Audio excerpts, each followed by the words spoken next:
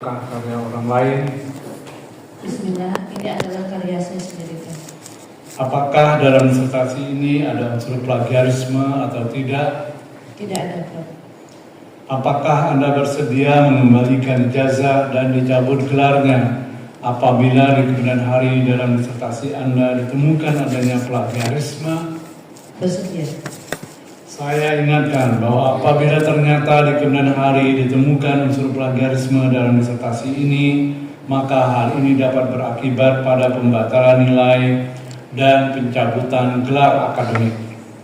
Promovenda pada sidang ujian promosi doktor saat ini adalah nama Nur Melinda Lestari, tempat tanggal lahir Jakarta 9 Februari 1983, pekerjaan dosen Universitas Muhammadiyah Profesor Dr. Hamka.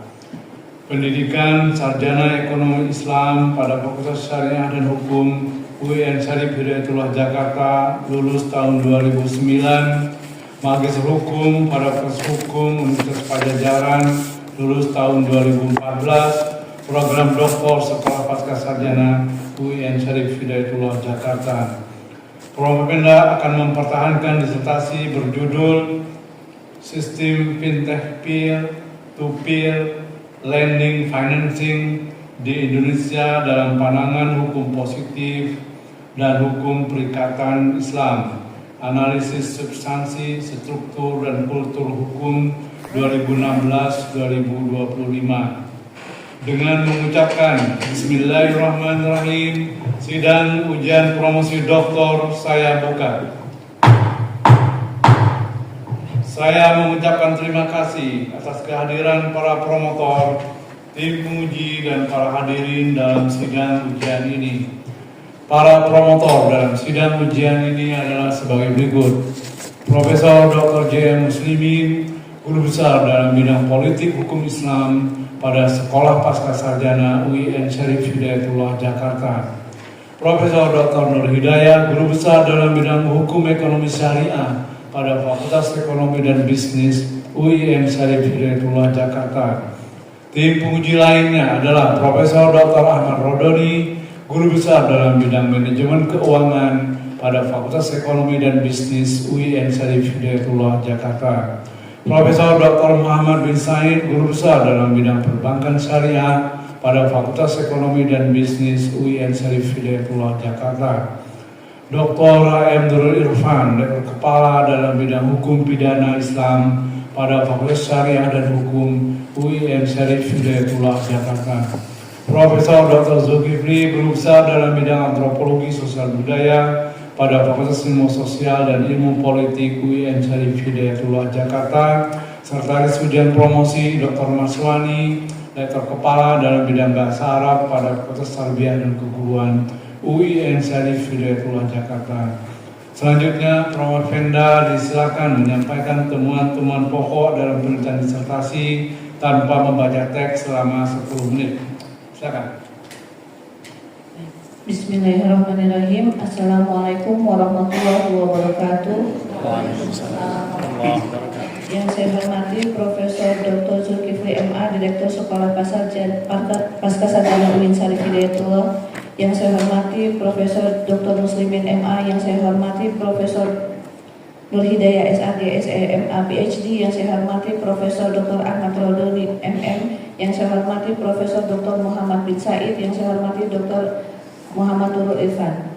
Perkenalkan, nama saya Nur Melinda Lestari, mahasiswi program doktor Sekolah Pascasarjana UIN Syarif Hidayatullah dengan NIM 3118121001088. Dengan ini saya akan membahas mengenai sistem fintech peer-to-peer lending atau financing di Indonesia dalam pandangan hukum positif dan hukum perikatan Islam.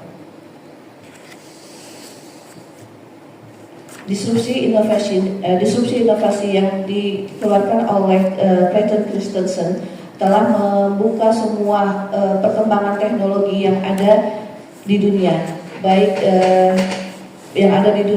baik di lembaga perbankan maupun lembaga non-perbankan, yang mana itu telah merubah pola perilaku keuangan, baik dari sisi pendanaan, pembiayaan, pembayaran, investasi, dan jasa.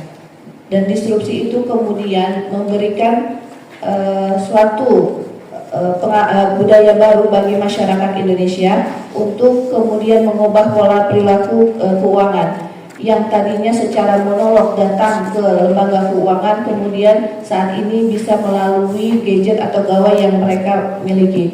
Namun dari apa yang dijanjikan oleh disrupsi inovasi, yaitu adalah fintech yang melahirkan fintech, terjadinya kemudahan, kecepatan, dan juga kemudian terpangkasnya disintermediasi yang ada, kemudian memudahkan masyarakat untuk bisa menggunakan layanan jasa perbankan yang dan non perbankan yang tadinya tidak memenuhi syarat atau tidak bankable dalam dunia perbankan. Namun kemudahan, kecepatan, dan juga terpangkasnya birokrasi itu tidak kemudian memberikan suatu kelebihan yang nyata karena terjadinya berbagai macam masalah yang terjadi dalam financial technology. Nah, financial technology terdiri dari berbagai macam, ada crowdfunding, kemudian ada market aggregator, kemudian juga ada marketplace, dan juga ada fintech lending dan lain sebagainya. Nah, dalam pembahasan ini saya membahas fokus mengenai peer-to-peer lending. Dalam peer-to-peer lending sendiri juga menjanjikan pada kecepatan, kemudahan, dan terpangkasnya atau disintermediasi dalam jasa keuangan, namun terjadi berbagai macam masalah, yaitu terjadinya suatu analisa kelayakan yang berdasarkan pada algoritma yang kemudian bisa memberikan preventif yang menguntungkan kepada lembaga keuangan itu sendiri atau si penyelenggara dari peer-to-peer lending, yang kemudian memberikan promosi-promosi tidak nyata atau tidak akurat dalam pelaksanaan penyelenggaraan peer-to-peer lending. Selain dari masalah tidak transparansinya, itu juga terjadi adanya penagihan dari pembayaran yang tidak dapat dilakukan oleh nasabah atau penerima dana dengan adanya teror dan intimidasi, dan juga terjadinya karena ada tingkat bunga dan harga biaya yang kemudian terjadinya snowball atau terjadinya bunga berbunga yang akhirnya tidak dapat diselesaikan oleh nasabah. Ketika nasabah terjadi macet atau dalam keadaan tidak mampu membayar, konsekuensi yang didapatkan dari penyelenggara peer-to-peer lending, terutama yang ilegal, adalah menyebarkan data rahasia nasabah, yaitu bahwasanya nasabah mempunyai hutang kepada seluruh keluarga atau kepada kerabat yang terdapat di kontak person gawainya. Dan itu merupakan suatu pelanggaran dari bentuk pidana. Dan juga selain pada pelanggaran pada bentuk pidana, terjadi pelanggaran pada hukum perdata, yaitu pada pasal 1338 yang sebenarnya itu memenuhi pada asas pacta sunt servanda, yang seharusnya perjanjian pinjam meminjam hanya bisa dilakukan atau bisa kemudian terikat ya antara satu pihak dengan pihak yang lain. Dalam hal ini seharusnya hanya mengikat dari pihak penyelenggara dengan kemudian nasabah atau penerima dana, seperti yang terjadi di perbankan dengan nasabah atau dengan lembaga keuangan perbankan itu sendiri. Tapi dalam peer-to-peer lending, semua orang itu menjadi tahu bahwa si penerima dana dalam keadaan tidak mampu membayar, dia harus melunasi hutangnya. Dengan bukan saja menyebarkan data rahasia nasabah bahwasanya dia mempunyai hutang, namun juga terjadinya pencemaran nama baik yang penyelenggara itu kemudian mengirimkan, mohon maaf, gambar-gambar yang tidak baik atau dalam keadaan yang tidak senonoh, bahkan itu sampai ada korban jiwa yang malu karena terus-menerus diteror dengan menyebarkan data rahasia nasabah tersebut. Hal ini merupakan terjadinya karena kekosongan hukum yang ada di Indonesia. Kenapa saya katakan terjadinya kekosongan hukum yang ada di Indonesia? Karena sebenarnya regulatory sandbox yang ada di Indonesia pada peer-to-peer lending itu sudah lengkap ya, berdasarkan dari undang-undang utama, yaitu Undang-Undang Republik Indonesia. Sudah ada Undang-Undang ITE, Undang-Undang tentang Perlindungan Data Pribadi, Undang-Undang Nomor 8 Tahun 99 tentang Perlindungan Konsumen, juga kemudian ada Undang-Undang OJK, dan juga ada Undang-Undang Perubahan OJK, yaitu P2SK. Kemudian selain itu ada POJK utama yang membahas atau yang fokus pada peer-to-peer lending, yaitu POJK nomor 77 tahun 2016, POJK nomor 10 tahun 2022, dan POJK nomor 40 tahun 2024 ditopang dengan POJK nomor 22 tahun 2023 tentang perlindungan konsumen dan masyarakat di sektor jasa keuangan. Selain itu ada juga aturan lain yang kemudian mendukung kepada penyelenggaraan peer-to-peer lending, yaitu ada Fatwa Dewan Syariah Nasional nomor 117 tahun 2018 POJK nomor tahun 2014 dan juga ada Perpres dan juga Permendak. Nah, hal ini sebenarnya regulator Sandbox seharusnya secara positif itu sudah sangat kuat untuk mengiringi pada penyelenggaraan peer-to-peer lending. Namun pada pelaksanaannya atau implementasinya, regulator sandbox yang ada itu seperti fetch norm atau norma yang samar. Kenapa? Karena tidak bisa melindungi seluruh pihak atau stakeholder yang melakukan penyelenggaraan peer-to-peer lending, terutama adalah nasabah. Hal ini terbukti dalam penelitian saya dalam 10 tahun ini, dari tahun 2016 sampai tahun 2025 yang saya temukan sudah terjadi sekitar 9.000 penyelenggara peer-to-peer lending yang kemudian ditutup. Hal ini juga menjadi konsentrasi pada legislatif Indonesia, DPR RI, Pak Muti Anam itu sangat menyayangkan pada tahun 2024 terjadinya korban jiwa sebanyak 26 karena tidak mampu untuk kemudian membayar. Hal ini juga bukan terjadi dalam peer-to-peer lending konvensional, namun juga terjadi pada peer-to-peer lending syariah, yaitu di dana syariah terjadinya gagal bayar yang terjadi karena ketidakmampuan nasabah akibat margin yang kemudian tidak jelas bagi penyelenggara legal yang kemudian terindikasi melakukan pelanggaran. Kemudian berdasarkan hal itu atau fenomena itu, saya membahas menjadi 3 rumusan masalah, yaitu 1. Bagaimana substansi hukum dalam penyelenggaraan pembiayaan digital antara sistem konvensional dan sistem syariah ditinjau dari perspektif hukum perikatan Islam dan hukum perdata. Yang kedua, bagaimana struktur hukum dan penyelenggaraan pembiayaan digital secara sistem konvensional dan sistem syariah menurut perspektif hukum perikatan Islam dan hukum perdata. Bagaimana budaya hukum dan penyelenggaraan pembiayaan digital antara sistem konvensional dan sistem syariah ditinjau dari sistem hukum perikatan Islam dan hukum perdata. Dari kerangka teori yang saya lakukan adalah berdasarkan pada konsep pembiayaan digital. Konsep pembiayaan digital ini sebenarnya sudah dimulai oleh teorinya Khawarizmi, yaitu algoritma yang sejak ratusan tahun yang lalu sudah kemudian melahirkan matematika Binder untuk kemudian bisa menjadi kerangka algoritma yang kita lakukan sekarang. Kenapa? Karena pada saat ini semua lahiran innovation disrupsi itu Meta, kemudian juga Facebook dan sebagainya lahir dari algoritma. Kemudian algoritma inilah yang kemudian mengiring pada perspektif nasabah untuk kemudian bisa melakukan atau menggunakan jasa keuangan di luar lembaga keuangan. Akan tetapi nasabah yang ada di Indonesia, budaya masyarakat kita yang kemudian tidak mau atau sulit sekali untuk melakukan peninjauan hukum preventif, dan juga adanya budaya pragmatisme yang menggunakan kesempatan dari kemudahan akan tetapi tidak mau bertanggung jawab untuk kemudian membayar. Hal ini kemudian saya bahas dari teori dari hukum Lawrence Friedman dari segi substansi, struktur, dan budaya hukum. Yang saya temui pada bab 4 adalah dalam segi substansi, seperti yang saya katakan tadi, bahwasanya secara substansi di Indonesia aturan dari penyelenggaraan peer-to-peer lending sudah sangat banyak dan kemudian dari segala aspek. Karena kita secara sistem hukum, yaitu Eropa kontinental, kita bermuara kepada peraturan perundang-undangan.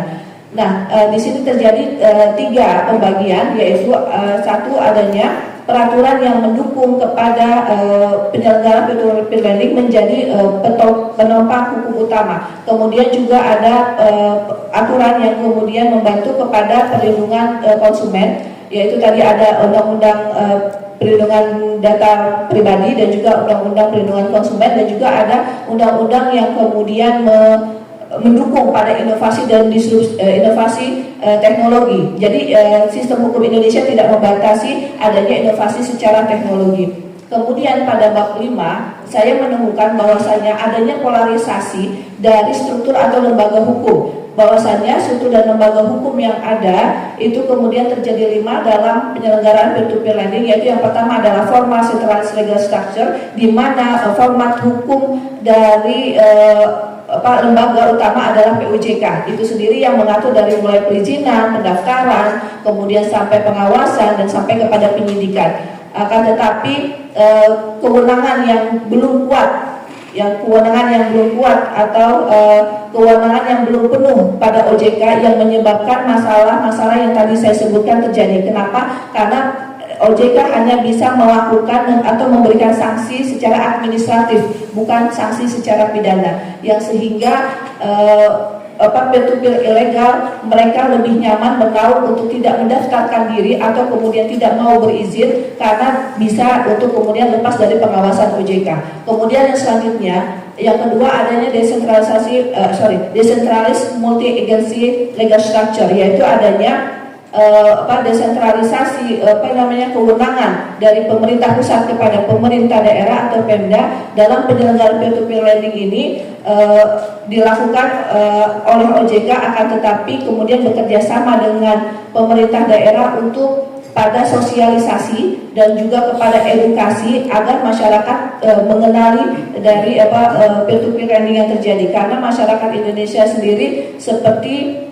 saya gambarkan melek teknologi, akan tetapi tidak mau untuk paham mengenai konsekuensi dari hukum teknologi itu sendiri. Kemudian yang ketiga adalah hybrid regulation legal structure, dan ini adalah hybrid antara pemerintah dan juga kemudian adanya lembaga-lembaga yang mengatur secara etik dan perilaku dari pemakaian peer-to-peer lending. Nah, pemerintah di sini OJK dan juga BI dibantu oleh AFPI, Asosiasi Fintech Pendanaan Indonesia, yang mengatur pedoman perilaku bagaimana penyelenggaraan peer-to-peer lending di Indonesia. Kemudian yang ketiga ada Judiciary Dominant Legal Structure. Kalau di Judiciary Dominant Legal Structure di sini kekuasaan hakim sangat terbatas. Kenapa? Seperti yang kita ketahui bahwasanya Indonesia adalah negara Eropa kontinental yang kemudian merujuk kepada Belanda dan juga Prancis, yang lebih mengutamakan hierarki. Paling atas adalah undang-undang, peraturan perundang-undangan. Akan tetapi yang saya katakan tadi, undang-undang dan POJK yang ada belum bisa atau belum mampu untuk kemudian melindungi dari konsumen yang terintimidasi dan mempunyai masalah. Kemudian yang keempat adanya punya 1 menit lagi. Siap loh. Dan selanjutnya adalah network structure. Nah, di sini penyelenggaraan peer-to-peer lending, OJK juga kemudian selain dibantu oleh AFPI juga adanya DSN MUI yang menguatkan dari inovasi secara syariah. Kemudian di bab 6 saya menemukan bahwasannya ada 5 penyelenggaraan peer-to-peer lending ini berdasarkan kepada budaya. Kepada budaya yang pertama bahwasanya terjadinya budaya pragmatisme, bahwasanya budaya bangsa Indonesia itu sangat pragmatis, bahwasanya ada kemudahan kemudian saya gunakan, tapi kemudian tidak mau bertanggung jawab untuk melunaskan peer-to-peer lendingnya. Kemudian yang kedua adanya budaya patrimonial. Budaya patrimonial ini kemudian mengikuti kepada orang lain yang sudah melakukan. Nah, ini terjadi di wilayah Jawa Timur. Adanya satu desa yang kemudian semua terjerat dalam peer-to-peer lending karena pembelian secara bersama-sama berdasarkan kepercayaan, padahal itu adalah pinjol ilegal. Kemudian yang ketiga adanya budaya paternalistik, di mana budaya paternalistik ini budaya orang Indonesia itu suka mensuguhkan sesuatu yang lebih besar kepada orang lain, tapi kemudian kita terjerat hutang. Nah, itulah kemudian membuka bagaimana atau mencari dana yang lebih di luar kemampuannya. Kemudian yang terakhir adalah bagaimana orang Indonesia terjadinya budaya kurangnya pemahaman mengenai hukum preventif, sehingga akhirnya terjerat dalam peer-to-peer lending. Mungkin itu yang bisa saya sampaikan dari disertasi saya. Terima kasih. Assalamualaikum warahmatullahi wabarakatuh. Waalaikumsalam warahmatullahi wabarakatuh. Terima kasih Prof. Benda. Kita lanjut penguji pertama, Profesor Dr. Ahmad Rodoni. Silakan mengajukan pertanyaan dan dialog maksimum 10 menit. Baik, terima kasih Presiden. Assalamualaikum warahmatullahi wabarakatuh. Waalaikumsalam. Kami Presiden Prof. Dr. Zulkifli, para promotor, Prof. Dr. J. Muslimin, Prof. Dr. Nur Hidayat, para penguji, Prof. Muhammad bin Said, dan Dr. Nurul Irfan. serta para hadirin sekalian. Ya. Yang pertama tentu mengucapkan apresiasi lah ke Prof. dan Nur Melinda Lestari. Sudah semester berapa sekarang? 14 Prof. Oh, 14. Baru. Baru. Ya, tapi alhamdulillah sampai juga ke promosi. Ada beberapa catatan dari saya, juga mungkin masukan, pertanyaan dan seterusnya. Ya. Catatan pertama saya lihat di sini di tabel 42, tabel 51, gambar 61, ini belum ada sumbernya. Ya, harus ditulis. Sumbernya apa data diolah sendiri atau dari sumber yang valid, artinya dari sumber aslinya. Ya. Kemudian disertasi ini menyebut ada 3 rumusan masalah, 3 kesimpulan gitu ya. Tapi kesimpulan terlalu panjang, seolah-olah kayak ringkasan gitu. Oh baik. Ya. Apakah saya berpikir orang hukum tuh segala sesuatu buatnya jadi jelimet gitu, ya terlalu panjang. Kita buat orangnya simple gitu ya, praktis ini. Ya. Bahasa Indonesianya juga nih ya. Ya, saya lihat, coba bisa dilihat Pak. Nanti saya cek ada beberapa di kesimpulan aja, kesimpulan 2-3 ya. Saya dicek yang lainnya juga. Ya, saya lebih cenderung sarannya itu setiap kesimpulan dibuat saran karena 3 rumusan masalah, ya kan hal yang berbeda. Jadi kalau bisa disarankan satu-satu untuk arahnya dari rumusan masalah tersebut. Ya. Saya mau diskusi ya ini kaitannya dengan pembiayaan digital ya, pembiayaan yang tidak digital saja ya, baik syariah maupun konvensional sering terjadi namanya asymmetric information ya. Bahasa saya itu mungkin kita bilang ada moral hazard ya, ada juga bilang effort selection. Kalau moral hazard itu sudah bilangnya untuk pembiayaan proyek A, tapi ternyata itu sudah diberikan proyeknya ABCD. Itu sering terjadi. Ya, adverse selection, pilihan berlawanan. Ya, katakan ibu sebagai pengusahanya sudah tahu, katakan si X ini memang tidak akan mampu untuk mengembalikan tapi diberikan. Karena ada main mata dan seterusnya.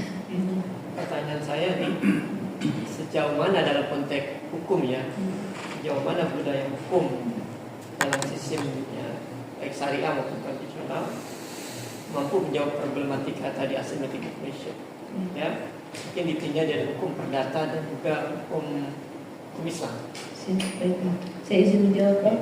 Jadi kelemahan dalam hukum kontrak yang ada di Indonesia ini adalah satu Prof, kurangnya fasilitas untuk prakontrak. Jadi dalam formation kontrak itu sebenarnya bukan saja dari validasi kontrak itu sendiri yang seharusnya sesuai dengan pasal 1320 KUH Perdata. Yang pertama harus memenuhi syarat subjektif yaitu sepakat, di mana sepakat itu harus antarodin, kalau bahasa Perikatan Islamnya sepakat di antara kedua belah pihak. Jadi tidak boleh ada pemaksaan, penipuan, kekhilafan dan lain sebagainya. Kemudian yang kedua, cakap di sini adalah bahwasannya masing-masing pihak dalam keadaan harus cakap, bukan dalam tidak cakap, yaitu tidak cakap itu seperti apa, tidak di bawah pengampuan, kemudian juga tidak dalam tindak kriminal dan juga tidak hilang ingatan. Kemudian yang selanjutnya yang ketiga adalah syarat objektif. Syarat objektif itu pada suatu hal tertentu. Jadi suatu hal tertentu itulah yang harusnya dijelaskan apa saja, kemudian berapa beratnya, apa motifnya, apa warnanya, berapa jumlahnya dan sebagainya. Nah, itulah yang kemudian tidak dijabarkan dalam prakontrak. Banyak terjadi demikian. Kemudian yang keempat adalah syarat objektif juga, yaitu terjadinya suatu sebab yang halal. Nah, suatu sebab yang halal ini tujuan. Kalau dalam hukum perikatan Islamnya disebut dengan maudhu al-aqd. Jadi maudhunya, tujuannya untuk apa nih? Nah, kalau di dalam hukum perikatan Islam sebenarnya ada wa'ad Prof. Ada wa'ad itu sendiri. Jadi wa'ad itu seperti janji. Kalau dalam hukum perikatan konvensional atau perdata itu adanya itu tadi prakontrak. Jadi dalam prakontrak ini harus jelas tujuannya kemana, kepada siapa, untuk beli apa. Jika misalkan itu multiguna, sekarang banyak sekali pembiayaan dana dikasih uang, tapi kemudian tidak jelas tujuannya kemana. Dan mohon maaf, ini terjadi praktik manipulasi data. Jadi pembelian untuk nasabah bilang untuk renovasi rumah, akan tetapi dipakai untuk jalan-jalan, dipakai untuk beli barang-barang dan sebagainya. Nah, keadaan prakontrak yang tidak terfasilitasi oleh negara. Saya kira cukup itu dulu. Ya. Penjelasannya memang, tapi ada pengalaman saya justru ini boleh dikatakan entah disengaja atau tidak disengaja oleh pihak perbankan misalnya. Baik. Ya, begitu kita tanda tangan akad sudah di depan notaris, salah satu contoh ya. Iya betul. Ya, tadinya marginnya bilang cuma 12,5, tapi di notaris tulisnya 12,75. Karena kita perlu mau tidak mau, ya, mau tidak mau, nah itu sudah salah. Kita tidak tanda tangan nggak dapat ini, ya. Dan juga mungkin kita tidak baca secara detail item itu semua. Itu sering terjadi saya kira. Ya, kalau kaitannya dengan bank sengaja, misalnya ataupun fintech syariah, misalnya sengaja, kalau sudah memberikan pinjaman kita nggak mau tahu, ya harus kembalikan ada kolateralnya. Nah, itu saya bilang jahatnya lah pihak pembiayaan baik konvensional maupun syariah. Saya katakan itu. Oke ya. Nah, saya mau tanya nih perannya OJK dengan ini kaitannya ya, ini hal lain. Ya, karena ada 3 rumusan. Anda bicara kelembagaan peran OJK, MUI, lembaga penyelesaian sengketa ya, dalam mengatur dan menegakkan hukum di ranah fintech peer-to-peer. Itu seperti apa? Silakan. Baik, peran OJK sendiri tertera dalam Undang-Undang OJK nomor 21 tahun 2011 itu memang ditekankan hanya sebagai pengawas, Prof. Jadi baru ada terbarukan pada POJK nomor 40 tahun 2024 ini, OJK diberikan kewenangan sebagai penyidik. Akan tetapi ketika melakukan penyidikan, OJK tidak bisa memberikan sanksi lebih dari sanksi administratif, Prof. Nah, itulah yang kemudian banyak penelitian-penelitian yang sangat menyayangkan kewenangan yang dimiliki OJK hanya sebagai pengawas dan kemudian penyidik, tapi kemudian hanya bisa memberikan sanksi administratif. Apa saja sanksi administratif itu? Yang pertama ada peneguran, kemudian selanjutnya ada penutupan surat izin, kemudian sampai kemudian pembatasan untuk promosi produk dan lain sebagainya. Tapi hanya sebatas itu. Jadi sanksi itu tidak memberikan efek jerah baik kepada penyelenggara peer-to-peer lending atau lembaga keuangan. Kalau lembaga keuangan perbankan, maaf saya tidak bahas ya Prof, karena ada BI yang lebih kuat, dia bisa memberikan sanksi. Tapi dalam penyelenggaraan peer-to-peer lending itu sama sekali tidak kuat dan tidak memberikan efek jerah. Saya contohkan, dalam modalisator pertama peer-to-peer lending itu POJK nomor 40 tahun 2004 harus punya modalisator 25 miliar. Akan tetapi di POJK 40 yang sama, sanksi untuk denda itu hanya 50 juta.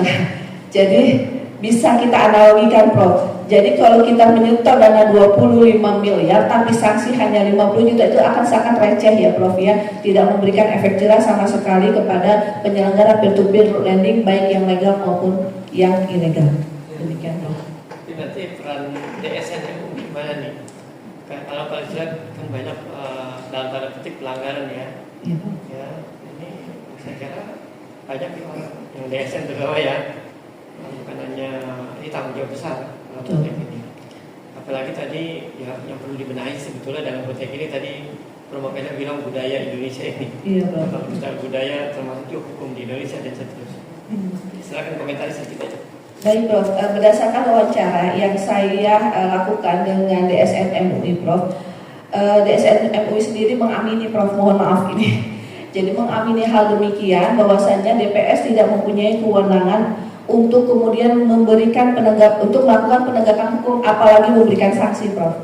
Kenapa? Nah, inilah yang kemudian saya bahas sedikit lebih panjang, boleh ya, Prof ya? Karena apa? Karena memang peer-to-peer yang melakukan penyelenggaraan secara ilegal tidak bisa tersentuh. Dan ini kenapa? Berasal dari tadi pasal 1320 KUH Perdata, yaitu pada suatu sebab yang halal. Suatu sebab yang halal itu kemudian mendudukan peer-to-peer lending ilegal itu menjadi suatu yang tidak halal atau tidak sah secara negara, maka itu tidak dapat ditindak. Apalagi kemudian ketika DPS itu ada di dalamnya. Nah, untuk DPS yang ada di peer-to-peer lending legal sendiri pun itu tidak bisa mempunyai kewenangan untuk melakukan penegakan hukum, Prof. Menurut narasumber yang saya dapatkan. Kenapa? Karena dia masuk dalam struktur itu, Prof. Dalam struktur peer-to-peer lending itu. Jadi dia tidak mempunyai kuasa untuk kemudian bisa memberikan sanksi di luar sanksi administratif. Ini harus kita mencontoh kepada Inggris, Prof. Kalau Inggris dia punya lembaga independensi yang kemudian bisa, ya siap. Paling beban moral aja ya. Iya, Saya kira dari saya cukup. Saya kembali ke kelas. Assalamualaikum warahmatullahi wabarakatuh. Waalaikumsalam warahmatullahi wabarakatuh. Terima kasih Prof. Rodoni. Kita lanjut penguji kedua, Profesor Dr. Muhammad bin Said. Silakan mengajukan pertanyaan dan dialog maksimum 10 menit.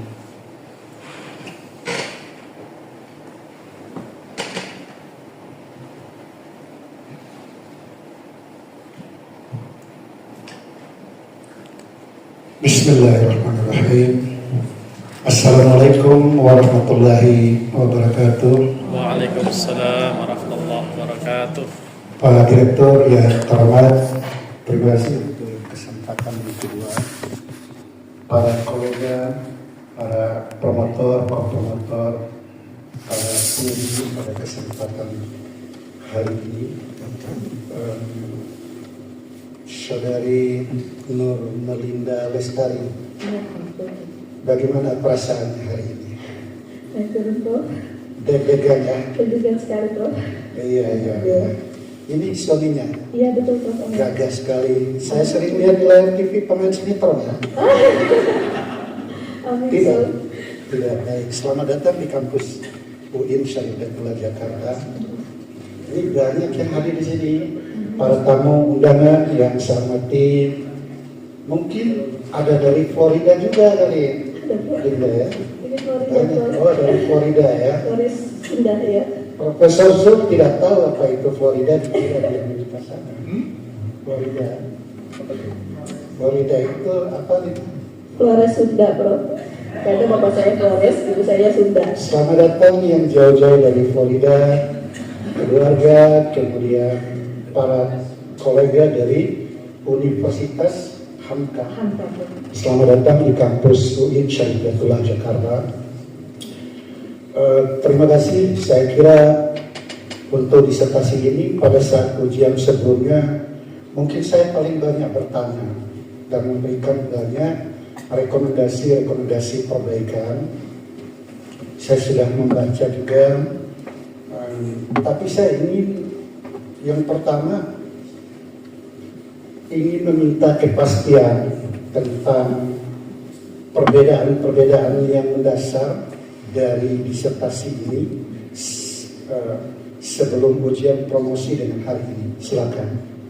Baik, jadi perbedaan mendasar yang paling signifikan adalah bertambahnya teori Khawarizmi, yaitu teori mengenai algoritma yang kemudian mendukung lahirnya dari digitalisasi ini. Karena tanpa lahirnya matematika benar oleh Khawarizmi, algoritma yang ada sekarang kita tidak akan pernah merasakan peer-to-peer lending, kita tidak akan pernah merasakan media sosial dan lain sebagainya, Prof. Dan juga terjadinya polarisasi hukum, baik dari sisi substansi, struktur, dan juga budaya hukum, Prof. Baik, jadi kita mengakui bahwa sesungguhnya digital teknologi yang berkembang hari ini adalah kontribusi dari father of algorithm, yaitu Khawarizmi. bukan, itu kan nama kampungnya. Oh iya. Nama lengkapnya siapa? Bisa tidak lulus kan? Muhammad Ibnu Musa Ali Al-Khawarizmi. Itu satu nama kampung di Andalusia sana. Ya, jadi ini perlu kita sosialisasikan bahwa apa yang kita nikmati hari ini sesungguhnya adalah kontribusi dari para kakek nenek kita, intelektual muslim ya. Kalau bisa nanti dikembangkan melalui kurikulum biar orang tahu bahwa Islam itu hebat gitu. Oke ya. Nah kemudian berikutnya, kalau kita sudah tahu bahwa apa yang dikaji hari ini secara akademik ini mendasar sekali dan telah melakukan satu transformasi kehidupan yang sangat cepat, tidak mengenal jarak waktu dan tempat. Ini luar biasa sekali. Nah, jadi saya ingin bertanya di luar konteks saja ya. Kalau hukum pasti nanti kencang lagi menjawab itu. Saya cari apa implikasi-implikasi dari algoritma atau digital teknologi terhadap al-Islam. Baik, implikasi yang bisa kita rasakan adalah dari sisi dakwah, Prof. Jadi banyak sekali sekarang dakwah-dakwah atau kemudian pengetahuan-pengetahuan Islam, kajian-kajian Islam yang tadinya kita harus monolog ya Prof ya, datang ke saung-saung, ke musola, ya pesantren-pesantren dan sebagainya, itu sekarang kita sudah bisa menikmati di rumah, kamar saja dan di mana saja. Kebetulan Prof, saya sebagai pengikut dari Pak Dr. Nur Irfan, alhamdulillah saya selalu terupdate dengan apa yang beliau dakwahkan, mulai dari memandikan jenazah, kemudian poligami dan lain sebagainya, Prof. Oke. Dakwahnya Pak Yai, dakwah bil lisan atau dakwah bil hal? Bil lisan wal bil hal wal bil takdir. Saya sarankan ini, insya Allah Dr. Melinda sama Pak Yai ini untuk melakukan satu gerakan lebih maju dengan menggunakan teknologi agar terjadi insight baru dan alat-alat baru yaitu digital untuk melakukan dakwah bil hal, terutama dalam konteks pemberdayaan masyarakat muslim yang berada dalam struktur kemiskinan ekstrim. Ini penting sekali untuk memberikan literasi, edukasi tentang digital, kemudian dicarikan sumber pendanaan, mereka dilatih supaya ada terjadi transformasi status gitu ya, dari miskin menjadi kaya. Oke, jadi ini pertanyaan berat ini, nggak boleh lihat teks apalagi HP ya. Di dalam Al-Quran itu ada satu seruan kepada bangsa jin dan manusia untuk menaklukkan langit dan bumi. Tapi Allah berkata, kalian tidak akan mampu kecuali menjadi penguasa. Artinya dalam konteks ujian hari ini, penguasa itu adalah orang-orang teknolog yang menguasai digital, teknologi dan sebagainya. Pertanyaannya kemudian adalah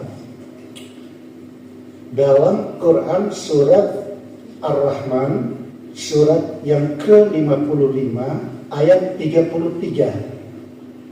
Udah bingung ya? Apa bunyinya? Apa?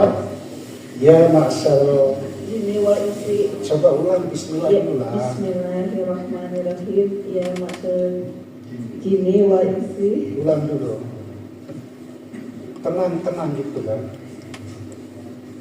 Menonton kayaknya saya agak lupa. Ya, nanti saya akan pandu lah. Baik, a'udzubillahi minasyaitonirrajim. Bismillahirrahmanirrahim. Ya masyarul jinni wal insi ini statoa manis tato'tum antanfadu min ataris samawati wal ardh wala tanfudu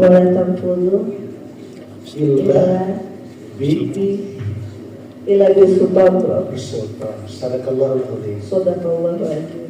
Ya, baik. Sebagai penutup,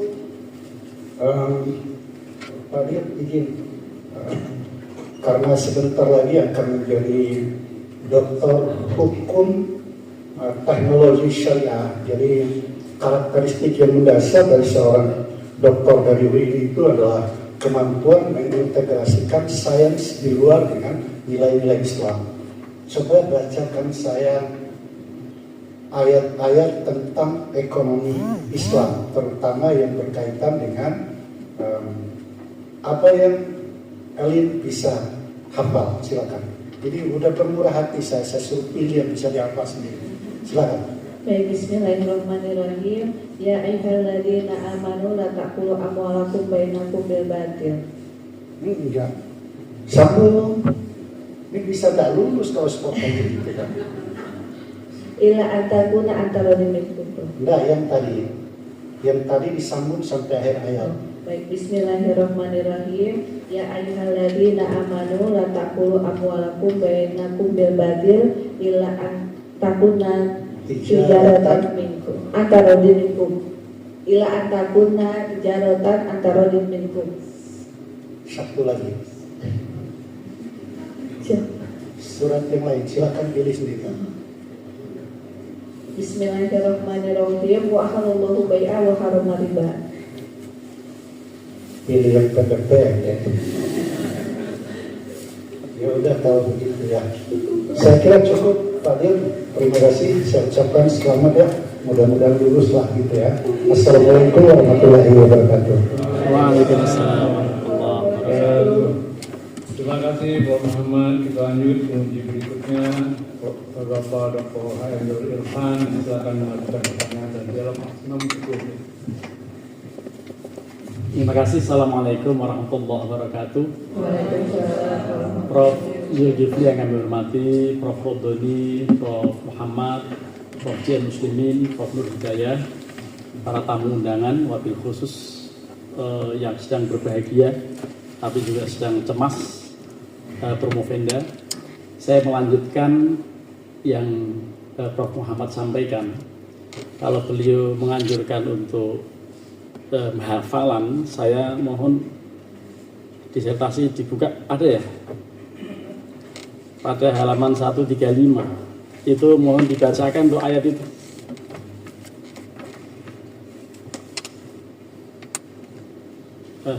Maaf, pada halaman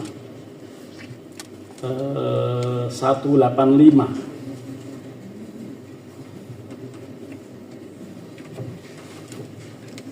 Ini ada ayatnya, jadi insya Allah bisa membaca dan silakan dijelaskan.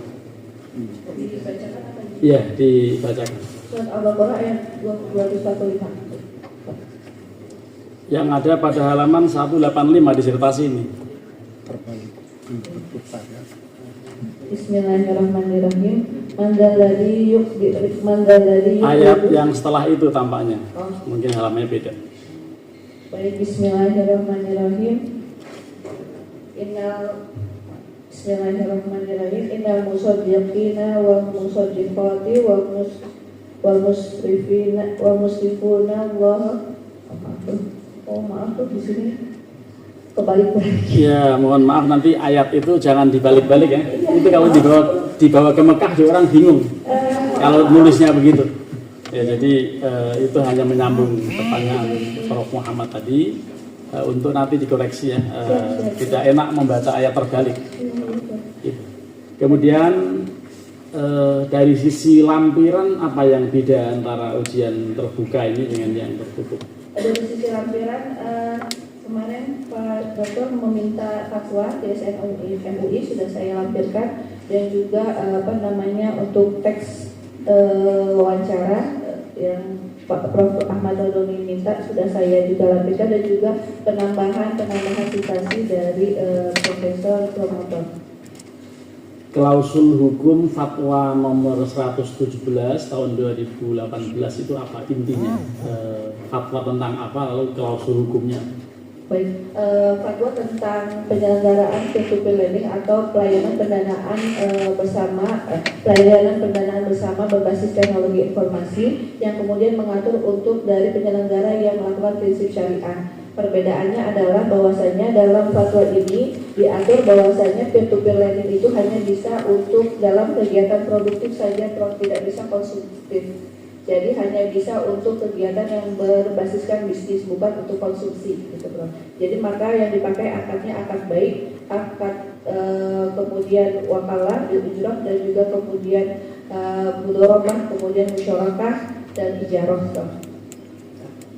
Ada skema akad apa saja yang disebutkan di dalam fatwa, lalu yang biasa terjadi pada fintech syariah itu apa saja? Oh baik, kalau akad itu bergantung kepada model layanan pembiayaan yang dilakukan, Prof. Jadi di sini ada berbagai macam skemanya, yaitu ada skema untuk untuk pembelian, itu memakai akad murabahah. Kemudian untuk modal kerja memakai akad mudharabah dan musyarakah, dan juga atau untuk kemudian penggunaan jasa itu memakai akad ijarah. Baik, kaidah usul yang ada pada fatwa itu sangat populer dan hampir semua fatwa muamalah yang dikeluarkan oleh DSN MUI itu selalu dikutip. Silakan dibacakan lalu terangkan. Baik, saya bacakan itu. Bismillahirrahmanirrahim. Al-aslu fil muamalah al-ibahah illa ayyadullah dalilun ala tahrimiha.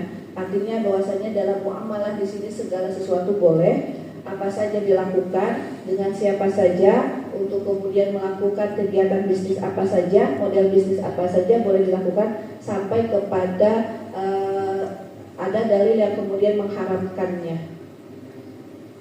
Sementara dalam bidang ibadah bagaimana kaidahnya? Kalau dalam ibadah berbeda, Prof. Itu semuanya haram kecuali ada yang membolehkannya. Pernyataannya bagaimana? Al-aslu fil ibadah haramun hatta yadulla dalil ala Khilafi ya. khilaf. Baik, jadi di dalam disertasi ini pada halaman 135 ada pernyataan yang oleh Prof. Venda diberi keterangan sebagai kaidah. Sebetulnya itu hadis al-muslimuna ala syurutihim dan seterusnya. Silakan dikomentari itu hadis apa kaidah? Ya, di dalam halaman 135 dinyatakan sebagai kaidah karena memang di awalnya di atasnya sebelumnya sudah ada hadis yang semakna dengan itu. Tetapi ini kalaupun mau disebut kaidah fikih gitu, ada keterangan bahwa ini adalah asalnya hadis. Nanti disempurnakan begitu ya, karena memang itu kaidah asalnya berasal dari pernyataan hadis. Kemudian kesesuaian syariah itu berulang kali disebutkan, ada beberapa hal yang antara lain diambil dari ayat yang berbunyi la tadlimu wala tudlam. Selain al-zulm apa saja yang memungkinkan tidak sesuai dengan syariah itu? Jadi terjadinya goror tadi, Prof. Yang pertama, goror itu adalah kalau di kita kurangnya transparansi apa yang diperjanjikan. Jadi berapa besaran pinjamannya, berapa lama jadwal angsurannya, berapa kemudian beban biayanya, dan juga denda dan lain sebagainya, atau sampai kepada penyelesaian sengketanya yang tidak jelas, yang sehingga itu kemudian merugikan kepada nasabah penerima dana. Baik, jadi fintech syariah itu bermunculan akibat ada fatwa, tetapi juga cepat pada gulung tikar. Betul. Ya, itu apa yang bisa Anda kemukakan itu? Kira-kira bagaimana antisipasinya, atau jangan-jangan memang dibubarkan semua lalu dilarang saja begitu? Karena madorotnya lebih banyak. Baik. Kalau yang dari saya kaji adalah mungkin karena kemampuan dari setor modal di awalnya, Prof. Jadi yang modal setor di awal tadi, kalau dia bukan sebagai unit usaha syariah atau peer-to-peer lending konvensional yang kemudian mempunyai unit usaha syariah, itu dia harus menyetor di awal modal setor 25 miliar. Yang kalau di POJK yang awal itu hanya 2,5 miliar, itu jadi terjadi lonjakan yang sangat besar. Nah, sedangkan untuk yang unit usaha syariah sendiri, modal disetornya itu minimal 10 miliar. Dan ini diamini oleh DSN MUI yang itu kemudian menjadikan fintech atau peer-to-peer lending syariah itu menjadi menurun karena ketidakmampuan. Mungkin kita harus banyak pahaji yang kemudian bisa mendanai. Baik, sebelum terakhir, kalau dikomparasikan antara fintech konven dengan fintech yang syariah itu apa itu ininya? Perbedaan mendasarnya? Baik, perbedaan mendasarnya tadi saya katakan adalah karena diikatnya dengan fatwa DSN MUI tadi bahwasanya hanya boleh menyelenggarakan kegiatan produktif. dan tidak boleh konsumtif. Jadi sama sekali tidak boleh untuk kebutuhan pribadi yang tanpa ada legal standingnya untuk bisnis gitu Prof. Jadi dia harus ada akad bisnis untuk kemudian melakukan kegiatan bisnis apa yang kemudian memberikan maslahat bukan saja kepada diri pribadi tapi juga kepada orang lain. Hal lain apa yang membedakan? Karena kemudian yang sudah menamakan diri syariah juga tadi berguguran tadi. Ya, jadi apa kiat apa supaya tetap ada fintech ini di Indonesia? Kalau untuk fintech syariah yang ada di Indonesia itu sebenarnya difaktor dari strukturnya Prof, yaitu dari DPS-nya. Jadi saya kira DPS-nya itu harus diberikan kewenangan penuh untuk kemudian mengarahkan kepada penyelenggara. Namun DPS-nya ini jangan masuk dalam struktur si peer-to-peer lending-nya itu Prof, tapi dia harus di luar, di independen, tapi dalam satu pengawasan untuk kelembagaan gitu Prof. Jadi kalau masih dia masuk dalam struktur itu dia tidak mempunyai kekuatan hukum untuk melakukan penegakan hukum. Tapi kalau DPS itu menjadi badan independen sendiri di luar struktur itu, tapi kemudian mengawasi dan mempunyai kewenangan sama seperti OJK, maka saya yakin untuk fintech syariah justru akan lebih maju. Kenapa? Karena untuk penyelenggaraan itu kan kegiatan bisnis, dan bisnis itu kan pasti akan mendatangkan profit atau keuntungan yang kemudian memberikan maslahat kepada banyak orang gitu Prof. Harus independen ya, tetapi Iya. Terus siapa yang gaji? Yang gaji negara Prof. Harusnya begitu ya? Harusnya Prof. Ya. Karena di Inggris sudah diberlakukan demikian dan itu berhasil. Mungkin nanti ada rekomendasi yang perlu ditulis ya, Oh, siap. supaya penting itu, karena ini sangat menentukan. Terakhir, kesimpulannya jangan terlalu panjang, memang membingungkan. Karena ada 3 pertanyaan ya, sudah 3 saja dijawab, kemudian jangan banyak. Terima kasih Prof. Assalamualaikum warahmatullahi wabarakatuh. Waalaikumsalam warahmatullahi wabarakatuh. Terima kasih Pak Irfan. Kita lanjut uji dan pembimbing diawali Profesor Nur Hidayah. Silakan mengajukan pertanyaan dan penguatan untuk disertasi maksimum 10 menit. Baik, terima kasih. Assalamualaikum warahmatullahi wabarakatuh. Waalaikumsalam warahmatullahi wabarakatuh. Yang sama-sama kita hormati, Profesor Sudi, Sabtu Ketua Sidang, Bapak Muhammad Roni, selaku Muji, dan juga Bapak Sakit, dan juga Pak Dr. Nurulifas, Pak Muji, dan Prof. James Demin, selaku promotor sekaligus penguji, Mas Wani, Romo Fendra,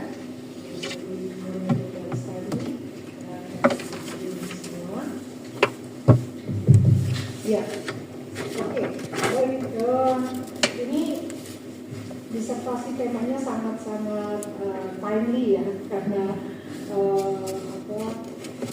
kondisi peer-to-peer lending kaitannya dengan fintech, dan juga kemarin OJK juga baru merilis ya, mana cukup besar ya online lending ini ya, yang mencapai nilai 90 sampai 94 triliun di akhir 2025 dan pertumbuhannya itu 20%. Namun memang tadi sebagaimana itu juga sudah menjelaskan di disertasi, banyak sekali yang kemudian menyebabkan bukan di DSN itu masih gagal bayar ya, dan banyak periode ketiga dengan Provenia.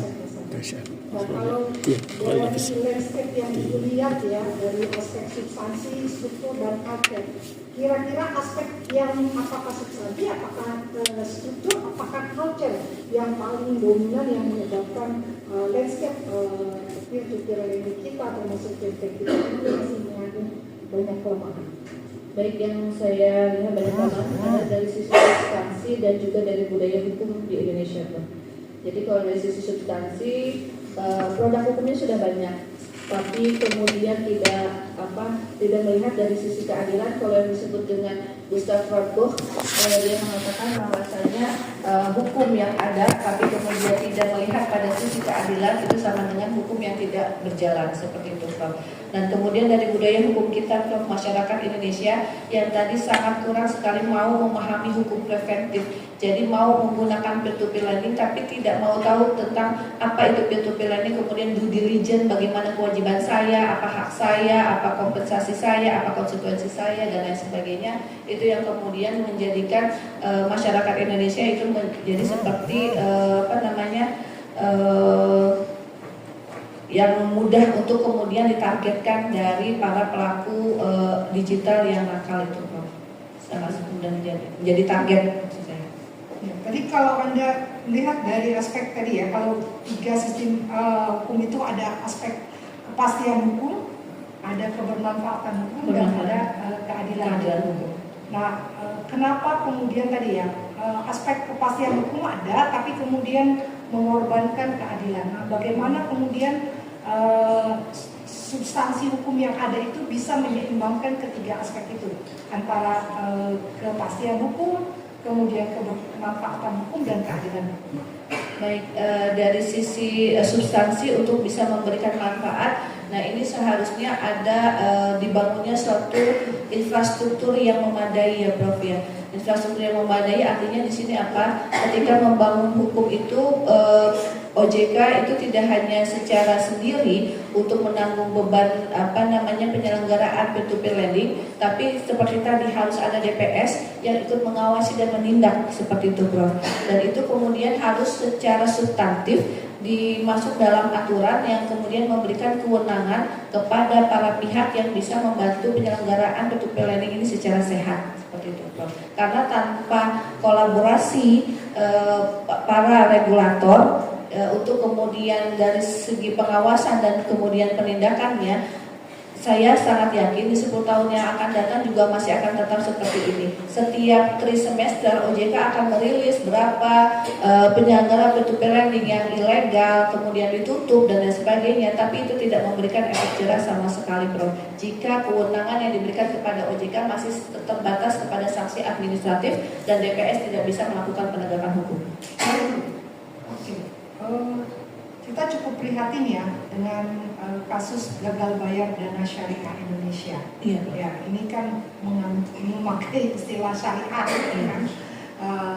Artinya kan even itu menggunakan prinsip syariah, tapi artinya juga tidak kebal terhadap kasus gagal bayar. Bisakah dengan tadi disertasi Anda menyoroti di mana aspek kelemahan dari dana syariah Indonesia sehingga terjadi kasus gagal bayar, baik dari aspek substansi maupun struktur maupun culture, dan dengan tadi kepastian, kebermanfaatan, dan keadilan hukum?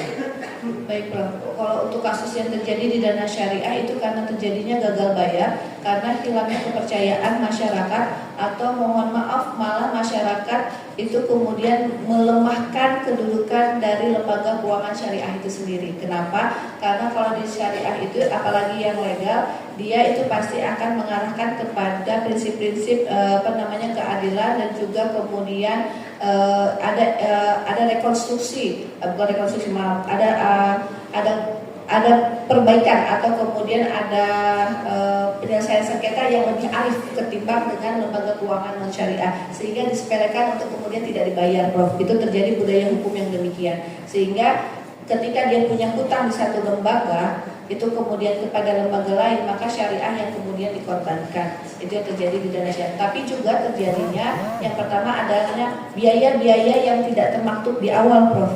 Mohon maaf. Ada ini saya temukan, jadi ada biaya-biaya yang tidak dijelaskan di awal, biaya apa saja yang seharusnya kemudian dibebankan kepada nasabah atau kepada penerima dana. Kalau di perbankan kita jelas, Prof, ada biaya materai sekian, ada biaya notaris sekian, dan lain sebagainya. Tapi kalau di dalam penyelenggaraan peer-to-peer lending, kita tidak bisa mengetahui secara pasti biaya-biaya atau denda-denda apa yang kita harus tanggung, karena tadi tidak adanya masa pra-kontrak itu tadi Prof, masa negosiasi, kemudian untuk kemudian menelaah kontrak yang kemudian kita baca dan lain sebagainya. Kenapa? Karena dalam penyelenggaraan peer-to-peer lending itu kan kita hanya by click, not by understanding. Jadi menurut Anda ini kegagalan sistem hukumnya ataukah kegagalan mekanisme pengawasan syariah? Sistem hukum dan pengawasannya, Prof.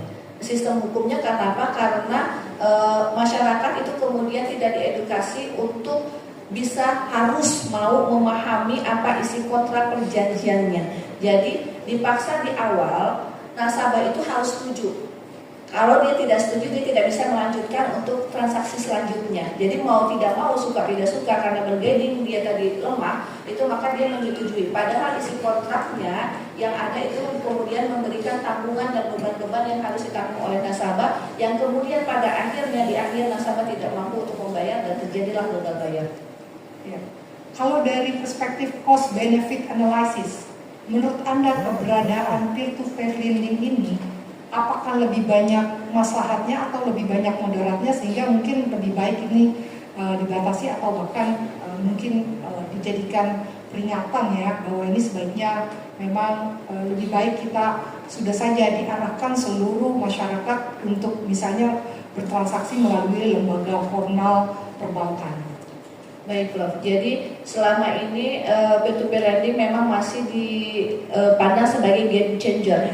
Game changer itu adalah sebagai perubah perilaku jasa keuangan, akan tetapi tidak bisa kemudian dikuatkan dengan hukum yang seperti di lembaga perbankan yang demikian kuat. Ya, seperti saya katakan tadi bahwasanya dalam OJK itu ada phase no. Jadi ada undang-undangnya, ada aturannya, tapi samar. Kemudian tidak bisa dilakukan penegakan secara utuh. Kenapa? Karena kewenangan yang diberikan oleh OJK tidak sekuat yang diberikan kepada BI dan juga Kementerian Keuangan untuk menindak apabila ada perbankan yang melakukan atau perbankan dalam keadaan pailit atau dalam keadaan tidak mampu membayar atau keadaan dalam masalah. Akan tetapi dalam penyelenggaraan peer-to-peer lending semua masalah diserahkan kepada pihak penyelenggara, di mana pihak penyelenggara ada yang mempunyai itikat baik dan ada juga yang mempunyai itikat tidak baik, dan OJK tidak bisa kemudian menindak untuk penyelenggara yang tidak menyelesaikan masalahnya. Berbeda dengan perbankan.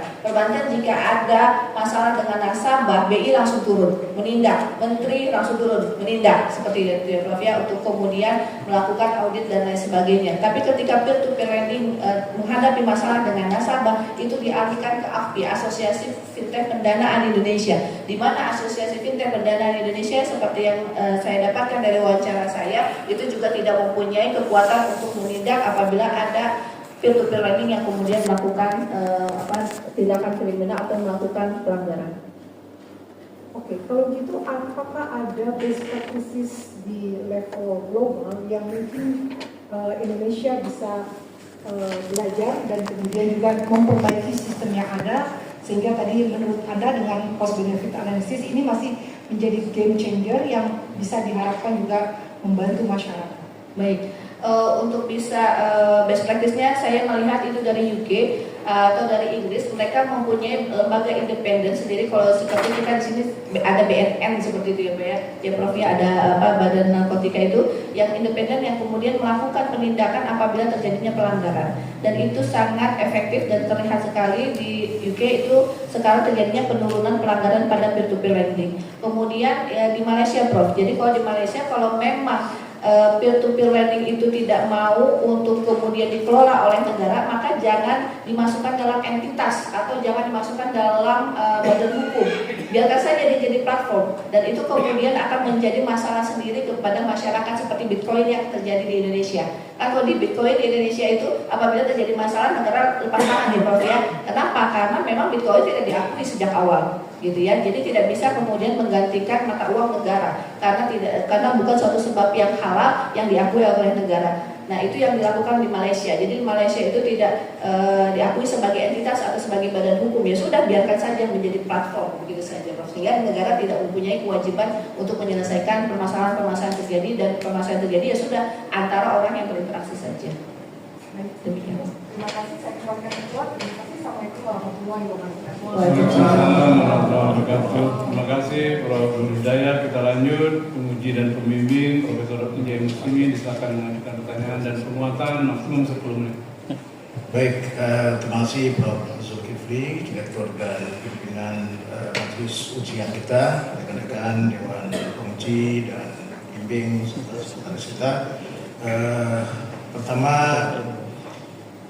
temuan utamanya menurut saya ketika mempetakan dan mengidentifikasi struktur, kultur, dan struktur hukum ya, atau substansi hukum maksud saya adalah sepertinya bisnis syariah di Indonesia ini tidak prospektif karena law enforcement-nya gagal atau komitmen untuk law enforcement-nya rendah. Gimana kalau begitu kita simpulkan ini di balik apa yang sudah diuraikan tadi dari sisi substansi, kultur, dan struktur tadi. Gimana Prof? Kalau kemudian itu diadakan, saya juga kurang setuju Prof. Kenapa? Karena peer-to-peer lending ini bisa menjangkau kepada pangsa pasar yang tidak dijangkau oleh bank. Jadi di daerah-daerah terpencil, daerah-daerah yang kemudian transportasinya tidak memadai, infrastruktur tidak memadai untuk melakukan kegiatan secara monolog, datang ke lembaga perbankan, itu sangat terbantu dengan peer-to-peer lending, terutama peer-to-peer lending syariah, Prof. Yang dimana modal-modal yang dibutuhkan kecil dan juga syarat-syarat yang tidak terlalu mengikat, ya syarat-syarat yang mudah seperti itu, tidak seperti syarat-syarat yang ada di perbankan, itu bisa sangat membantu sekali untuk UMKM sih Prof sebenarnya. Oke, baik. Tapi dengan sekian banyak hal bukti yang menunjukkan bahwa law enforcement-nya itu tidak jelas pada akhirnya ketika terjadi masalah dan customer itu berada pada posisi yang tidak seimbang daya tawarnya terhadap provider, maka itu mengindikasikan masa depan yang gelap sebenarnya. Betul, untuk yang akan datang. Betul begitu ya? Betul. Jadi itu mungkin baiknya ditegaskan lagi. Tadi sudah kata beberapa penguji tadi, kesimpulannya memang panjang sekali, tapi titik poin utamanya untuk rekomendasi dan penyimpulannya menurut saya bisa disampaikan yang seperti itu. Ini mungkin penguatannya ya. Oke, baik. Berikutnya dalam kaitan dengan struktur hukum, ada formal, centralized, ada decentralized, tapi multi agency, ada hybrid, kemudian ada juga judiciary dominated legal structure, ada network regulatory structure. Nah, kita ada di posisi mana nih, khususnya kaitannya dengan ekonomi syariah? Untuk ekonomi syariah kita ada di formal, centralized, kemudian juga ada di decentralized, kemudian juga ada di network. Nah, oke. Jika seandainya ada di situ, ini kalau substansi hukum dalam tanda petik bisa diperdebatkan dan selalu bisa direvisi. Kultur hukum pelan-pelan tetapi mungkin akan menyesuaikan. Ya, tapi struktur hukum ini kan sesuatu yang sulit ini.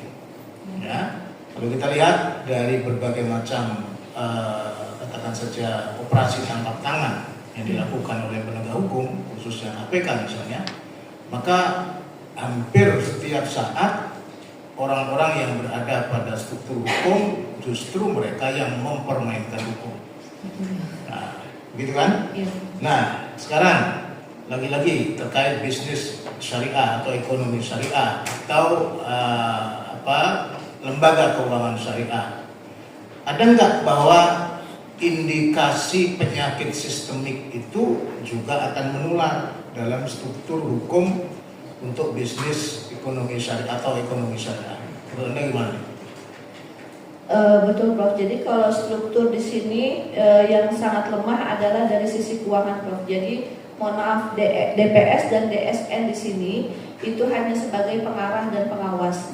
Jadi kalau bisa saya rujukan atau memberikan saran, DPS dan DSN diberikan kewenangan untuk melakukan penindakan hukum apabila terjadi pelanggaran bagi para lembaga keuangan atau lembaga keuangan perbankan maupun non-bank seperti peer-to-peer lending yang melakukan pelanggaran Prof. Tanpa ada kekuasaan atau kewenangan yang diberikan kepada DSN dan DPS, maka ekonomi Islam kita akan seperti ini saja Prof.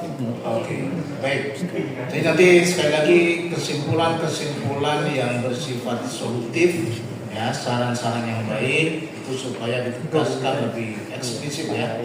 Nah, kemudian yang terakhir mungkin penguatannya ada beberapa hal teknis ya, seperti italics misalnya, ada financial technology, beberapa kali juga tidak italics, kemudian juga huruf-huruf maksudnya kata-kata asing, khususnya Arab ya, ada beberapa yang belum italics, nah, transliterasinya nanti dilengkapi kembali.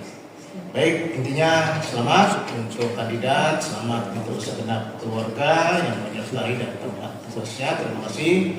Kita serahkan kepada Bapak Prof. Zulkifli pimpinan ujian kita. Assalamualaikum warahmatullahi wabarakatuh. Waalaikumsalam warahmatullahi wabarakatuh. Terima kasih Prof. J. Muslimin.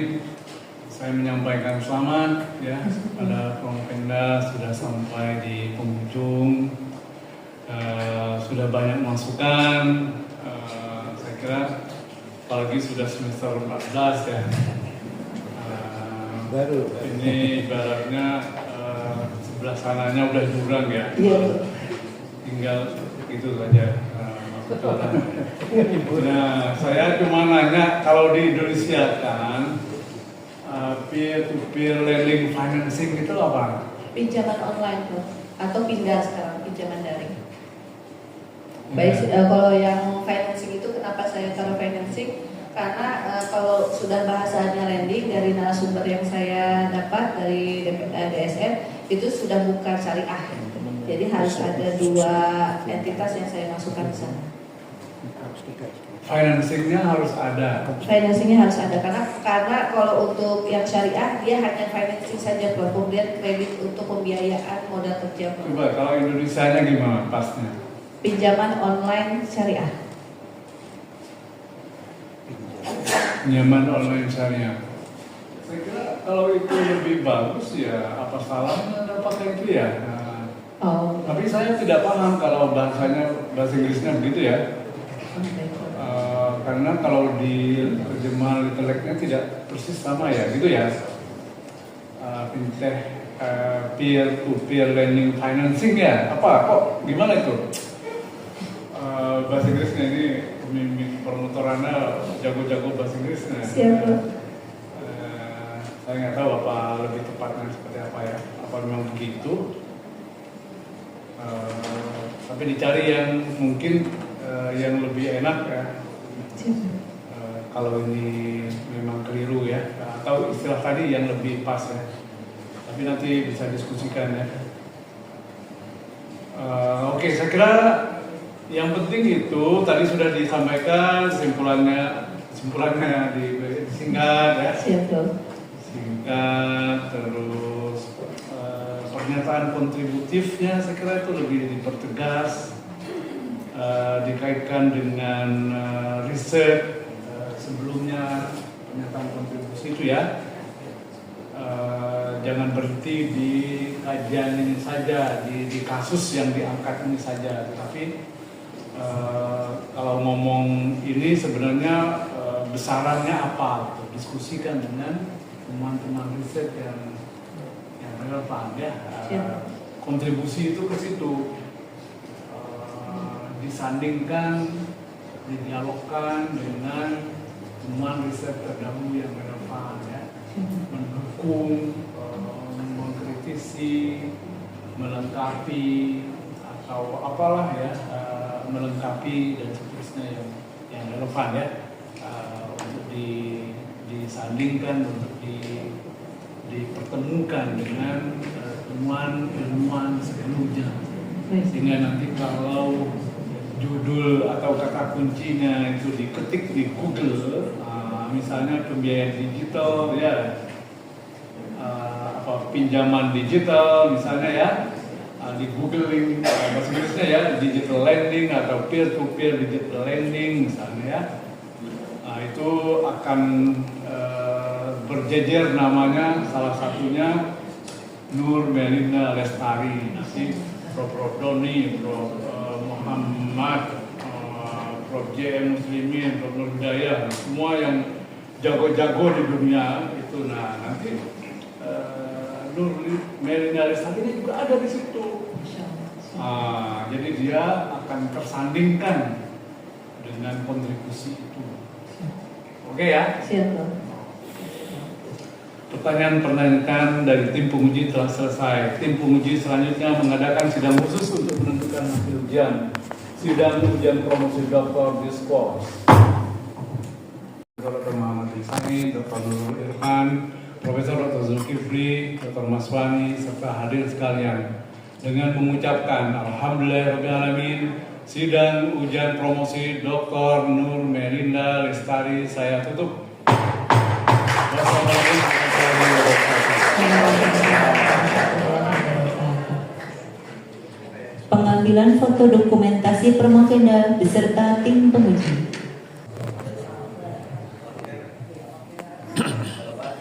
Sidang ujian promosi doktor akan dilanjutkan. Promovenda dipersilakan maju ke podium yang disediakan. Sidang ujian promosi doktor saya buka kembali. Penyampaian hasil keputusan tim penguji. Setelah memperhatikan hasil ujian semester saudara Promovenda selama studi pada program S3 dengan nilai rata-rata 85,87. Disertasi dan jawaban-jawaban Promovenda atas pertanyaan-pertanyaan yang diajukan oleh para penguji dengan nilai rata-rata 92,62. Maka sidang tim penguji menetapkan bahwa Promovenda dinyatakan lulus dengan predikat yudisium sangat memuaskan IPK 3,77. Karena masa studinya 14 semester, maka tidak bisa cum laude ya. Kalau IPK-nya cukup sebenarnya ya. Dengan hasil yang telah ditetapkan ini, Promovenda diberi gelar doktor pengkajian Islam dalam bidang hukum ekonomi syariah dengan segala hak, kehormatan dan kewajiban yang melekat pada gelar doktor tersebut. Anda adalah dokter yang ke-1658 Sekolah Pascasarjana UIN Syarif Jakarta. Anda berkewajiban memperbaiki kesalahan dan memasukkan data mahal sesuai saran dan komentar para penguji.